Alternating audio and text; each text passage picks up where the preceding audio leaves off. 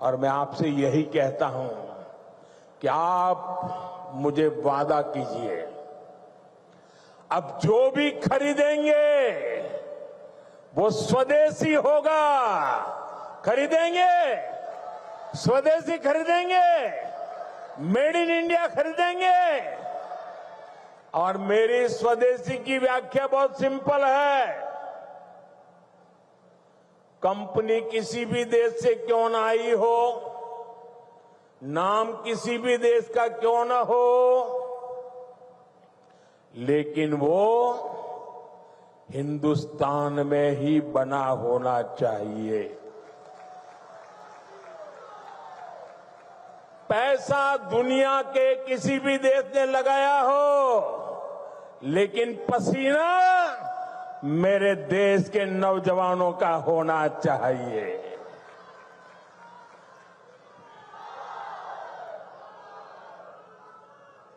उस जो भी मेड इन इंडिया होगा उसमें मेरे भारत की मिट्टी की महक होनी चाहिए।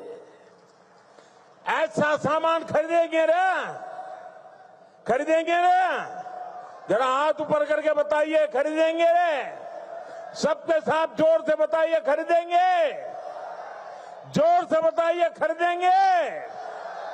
किसी को गिफ्ट देना है तो स्वदेशी देंगे।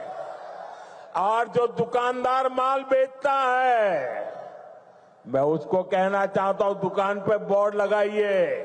लगाएंगे? अपने गांव की हर दुकान पे बोर्ड लगाएंगे। उस पर बोर्ड लगाइए, गर्व से कहो ये स्वदेशी है। गर्व से कहो ये स्वदेशी है। देखिए, स्वदेशी की ताकत मैं बताता हूं। करीब 50 साल पहले की बात, मैं कन्याकुमारी में कुछ समय के लिए वहां रहता था। और ये गमोथा कितने ही सालों से मेरे साथ होता है। मेरी बैग में भी 3-4 होते ही होते हैं। तो ऐसे ही मैं कन्याकुमारी में एक गमोछा ऐसे लगा के घूम रहा था, तो दूर से कुछ लोग दौड़ के आए और मुझे नमस्ते करके पकड़ा। बोले, आप आसाम से हैं? मैंने कहा, नहीं, मैं तो गुजरात से हूं। नहीं, बोले, गमोछा देखा ना, इसलिए आपको हमने पकड़ा। ये ताकत होती है मिट्टी की, स्वदेशी की ये ताकत होती है। कोई पहचान नहीं थी, लेकिन आसाम के लोगों का उस दिन मुझ पर इतना प्यार उमड़ गया क्योंकि मेरे गले में गमोछा था। दोस्तों, ये ताकत होती है। और इसलिए मैं कहता हूं, आप मुझे वादा करिए, हम स्वदेशी खरीदेंगे। वोकल फॉर लोकल, लोकल के लिए वोकल हो, इसके लिए हम सबका प्रयास देश को मजबूत करेगा। साथियों, बीते सालों में एक और सेक्टर में बहुत बड़ा काम देश में हुआ है। ये सेक्टर है हेल्थ केयर का, आरोग्य का। हमारे अस्पताल होते थे तो बड़े शहरों में, वहां इलाज कराने जाते थे तो बहुत महंगा पड़ता था।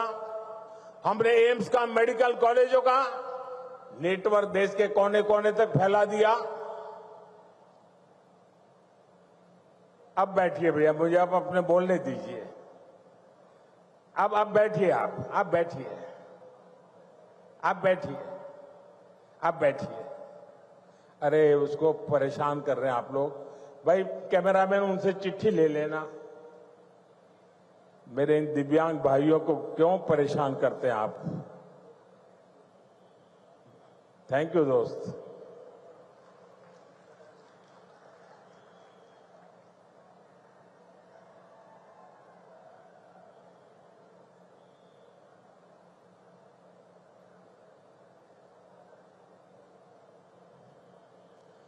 यहां असम में तो विशेष तौर पर कैंसर के हॉस्पिटल भी बनाए गए।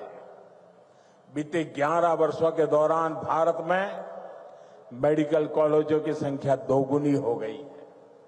यानी आजादी के 60-65 सालों में जितने मेडिकल कॉलेज बने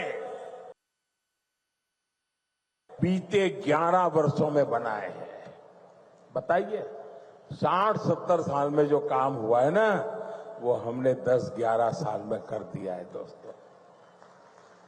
यहां असम में भी 2014 से पहले सिर्फ 6 मेडिकल कॉलेज थे।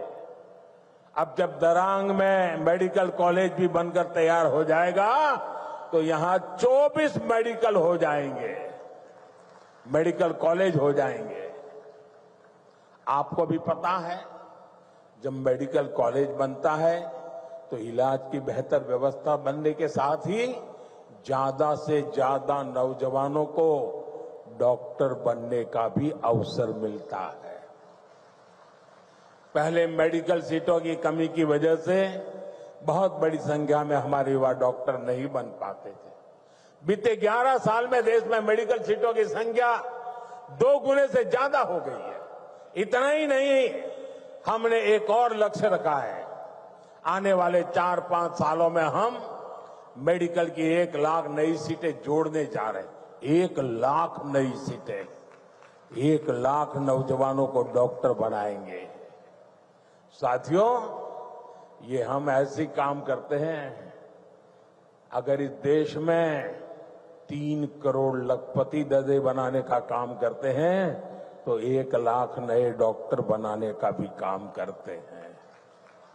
साथियों, असम देशभक्तों की भूमि है।